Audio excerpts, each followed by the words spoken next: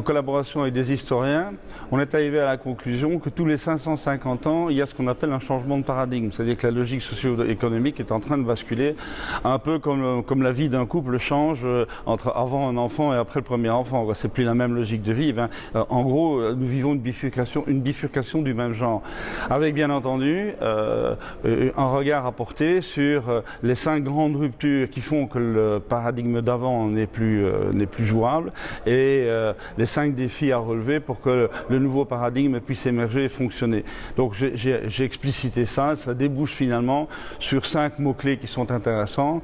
C'est qu'il faut cultiver la frugalité, parce qu'il n'y a plus assez de ressources. Il faut cultiver l'intelligence technologique pour ne pas se faire bouffer par le numérique. Il faut passer à des organisations en réseau parce que le pyramidal classique est beaucoup trop lent et beaucoup trop lourd pour pouvoir réagir dans un monde complexe. Le 4e, c'est qu'il faut sortir du modèle industriel de prix et de masse et rentrer dans un modèle industriel, un modèle économique basé essentiellement sur la valeur d'utilité des choses et sur la virtuosité des personnes. Et la dernière grande rupture, c'est sortir de l'obsession de réussir dans la vie ou de réussir sa vie, et plutôt de rentrer dans un mode un peu plus spirituel qui donne sens, qui donne du sens au vivre ensemble et au travailler ensemble, et qui est plutôt d'accomplir la vie et non pas sa vie. Voilà, ce sont les 5 grandes ruptures. Et derrière ça, ce que je voulais mettre moi en avant, c'est que nous vivons dans un monde un peu schizophrène aujourd'hui, parce que les institutions de pouvoir qui sont typiquement de l'ancien paradigme veulent que ça continue comme avant, alors que ceux qui sont dans la réalité de la société civile ou de l'économie réelle savent bien qu'il faut réinventer le monde, et que donc il y a une espèce d'antagonisme entre les institutions de pouvoir et la réalité humaine, que ce soit de droite ou de gauche, ça change strictement rien. C'est bien là qu'est le conflit aujourd'hui, parce que les institutions de pouvoir sont condamnées au déni de réalité. Voilà.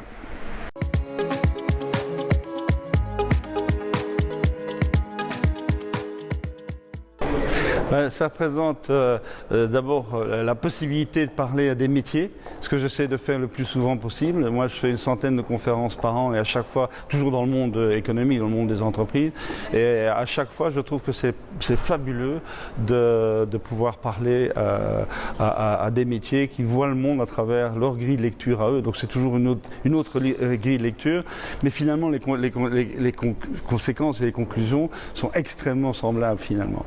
Et la deuxième chose pour laquelle ça m'a fait plaisir, d'abord, c'est d'être à Bordeaux, parce que j'adore cette ville. Et la troisième chose, c'est que ma femme fait partie des métiers de l'environnement, donc j'ai pensé à elle évidemment très fort, oui.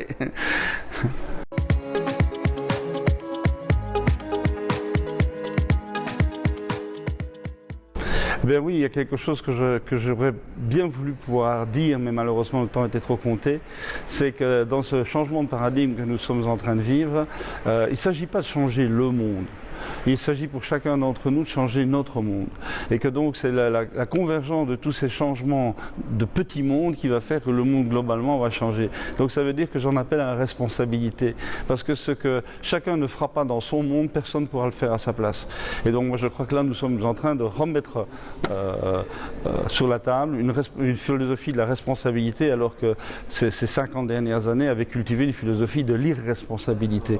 Et je pense que là c'est un mot important, de redevenir responsable et autonome.